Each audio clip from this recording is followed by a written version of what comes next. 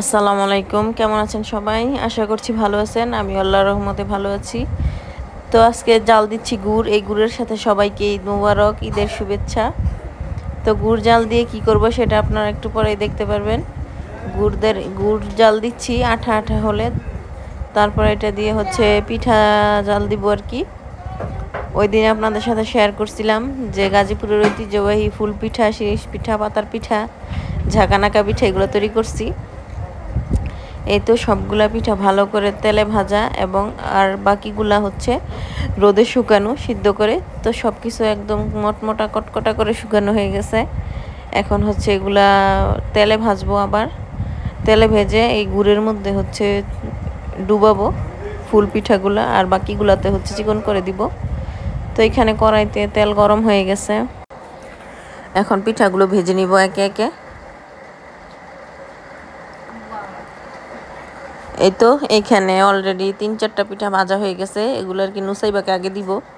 পাতার পিঠা, শীষ পিঠা এগুলো আগে ভেজে নিছি, ভেজে আমি গুড় দিয়ে নিচ্ছি। এগুলো আর কি নুসাইবাকে আগে দিব যাতে খেয়ে ঠান্ডা থাকে এজন্য, আর তারপরে বাকিগুলো আস্তে আস্তে করব। এই তো এখানে ফুল পিঠাও একটা ভাজা হয়ে গেছে দেখতে পাচ্ছেন। এখন গুড়ে চুবাবো। এই তো এদিকে আরও দিয়ে দেওয়া হয়েছে কড়াইতে পিঠা, একটা একটা করে দিয়ে দিচ্ছে, আরেকটা উঠাই নিচ্ছে। এই তো দেখতে পাচ্ছেন গুঁড়ে দিয়ে দিছি। গুঁড়ে দিলে পিঠাটা অনেক নরম হয়, খেতেও মজা লাগে। যেহেতু আমাদের বাসায় মিষ্টি খাওয়ার লোক কম, খুবই অল্প পরিমাণে মিষ্টি খাওয়া হয়, এই জন্য আমি বেশিক্ষণ গুড়ের মধ্যে চুবাই রাখি নাই, দিয়ে সাথে সাথেই হচ্ছে গুড় ঝরায় নিছি, নিয়ে রেখে দিছি। তো তারপরও প্রচণ্ড পরিমাণে মিষ্টি হয়েছে, যেহেতু গুড়টা আঠালো আঠালো করে জাল দেওয়া এই জন্য। তো যাই হোক, এখন বাকি পিঠাগুলো ভেজে নিব।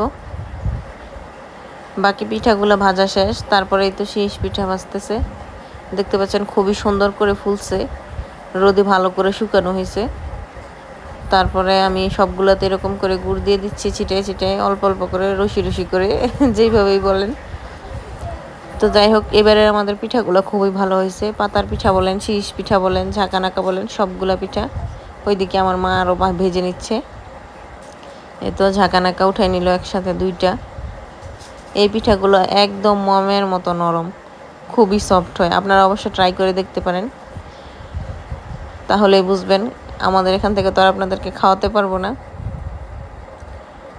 তো যাই হোক, আমি এখন একে একেই সবগুলা পিঠাও ভেজে নিব। আমি আসলে পিঠা ভাজতে পারি না, আমার মা ভাজতেছে, আমি সাথে হেল্প করতেছি, একা একা পারে না। তো পিঠা বাজা শেষ। কালকে সকালে আল্লাহ বাঁচায় রাখলে আর কি ঈদের দিন পুরি বানানো হবে, এই জন্য আটা মথে রাখছি, আর এখানে চিকেন রান্না করে রাখছি, মুরগি।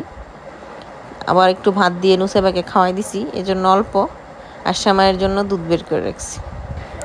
তো আজকের ভিডিও এ পর্যন্তই। সবাই ভালো থাকবেন, সুস্থ থাকবেন, আমাদের জন্য দোয়া করবেন, আর সবাইকে ঈদ মোবারক। আসসালামু আলাইকুম।